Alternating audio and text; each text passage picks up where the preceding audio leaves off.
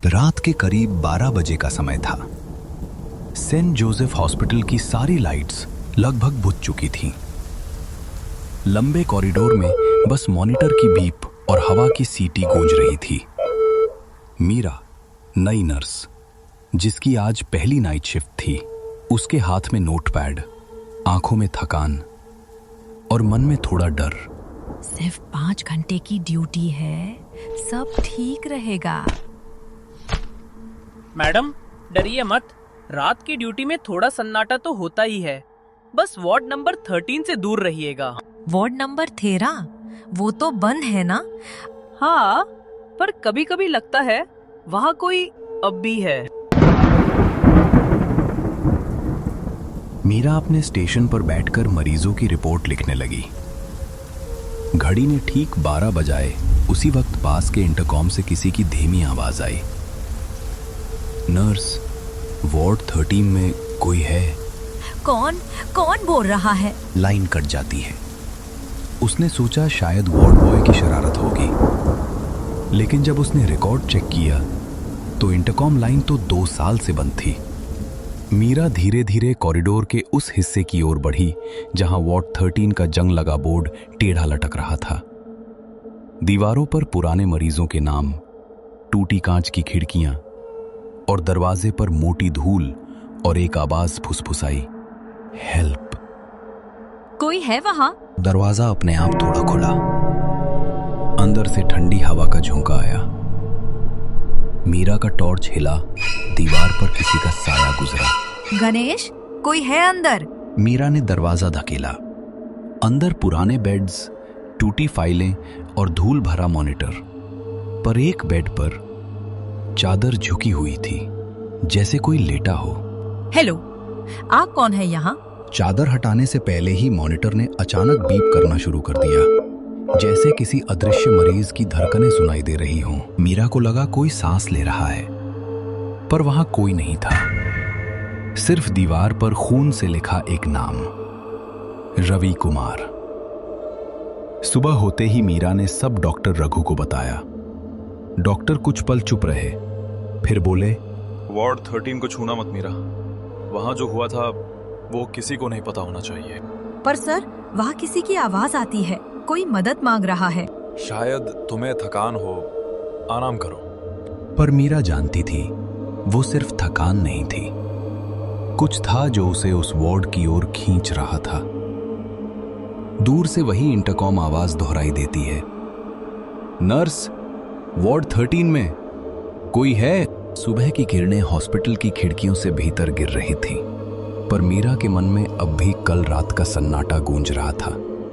उसने तय किया जो नाम दीवार पर लिखा था, रवि कुमार, उसका पता लगाना ही होगा।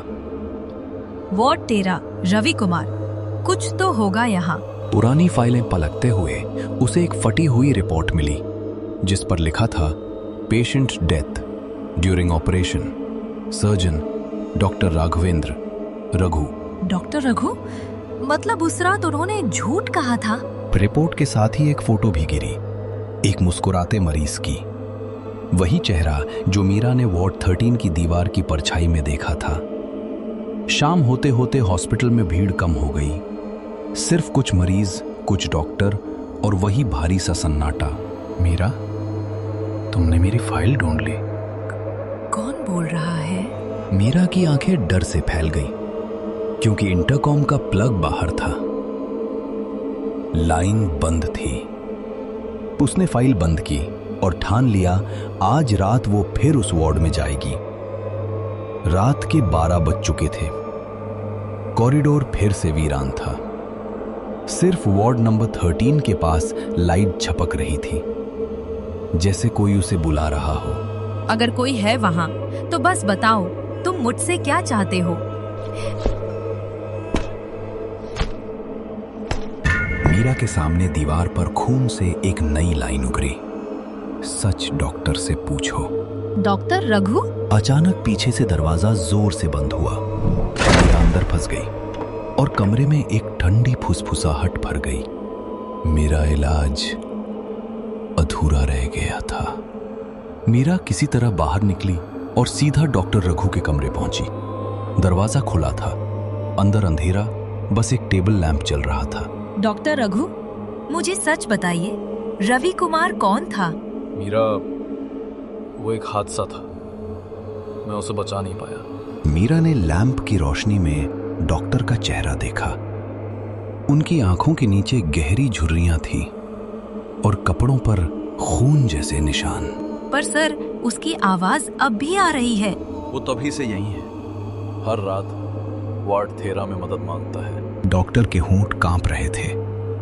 उस दिन बिजली चली गई थी, सर्जरी अधूरी रह गई और जब लाइट आई वो मर चुका था। मीरा वापस उसी वार्ड की तरफ बढ़ी। अब उसे डर नहीं था, बस जवाब चाहिए था। रवि, मैं यहाँ हूँ, बताओ तुम क्या चाहते हो? कमरे में ठंडी हवा चली। बेड पर वही परछाई दोबारा दिखी और मॉनिटर पर सिर्फ एक शब्द उभरा, हेल्प। अचानक मीरा के गले में ठंडी सांस महसूस हुई और दीवार पर उभर आया नया संदेश, अब तुम्हें मेरा इलाज पूरा करना होगा। रात 2 बजे का समय था। पूरे अस्पताल में बस एक ही जगह लाइट जल रही थी, वार्ड नंबर 13। बाकी सब कुछ पूरी तरह अंधेरे में डूबा हुआ। मीरा अब डरी हुई नहीं थी। उसने अपने हाथ में डॉक्टर रघु की पुरानी सर्जरी फाइल पकड़ी थी, जिसमें रवि कुमार की अधूरी रिपोर्ट दर्ज थी। अगर उसका इलाज अधूरा रह गया था तो आज मैं उसे पूरा करूंगी। उस रात डॉक्टर रघु अपने कैबिन में बैठे कांप रहे थे। उनके सामने वही फाइल खुली थी और उनकी आंखों में सिर्फ एक डर कि वो रात फिर से दोहराई जाएगी। डॉक्टर, मुझे आपकी मदद चाहिए। मीरा, अब देर हो चुकी है, वो तुम्हें नहीं छोड़ेगा। शायद वो मुझे नुकसान नहीं पहुंचना चाहता, वो बस चाहता है कि उसका इलाज पूरा हो। डॉक्टर रघु ने मीरा की ओर देखा। आंखें लाल थीं, आवाज भारी। इलाज तो हो गया था मीरा, पर मैंने गलती की थी। सर्जरी के दौरान मैंने उसकी सांस रोक दी थी ताकि उसे दर्द महसूस ना हो, पर वो मर जाएगा इसका मुझे अंदाजा नहीं था। कमरे में सन्नाटा छा गया। बाहर की हवा जैसे थम गई थी। तो आज हम उसे पूरा करेंगे ताकि वो जा सके। मीरा ने सर्जरी टेबल के पास पुराने मॉनिटर और टूल्स सजा दिए।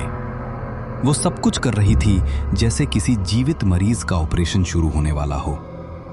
और फिर बेड पर धुंध इकट्ठी होने लगी। उस धुंध के बीच से रवि कुमार का चेहरा धीरे धीरे उभर आया। आंखें बंद, सांस जैसी कोई हलचल नहीं। रवि, मैं तुम्हारा इलाज पूरा करने आई हूँ। डॉक्टर रघु दरवाजे पर खड़े थे। उनके चेहरे पर डर और पछतावा दोनों थे। मीरा, सावधान रहो, अगर वो जाग गया तो।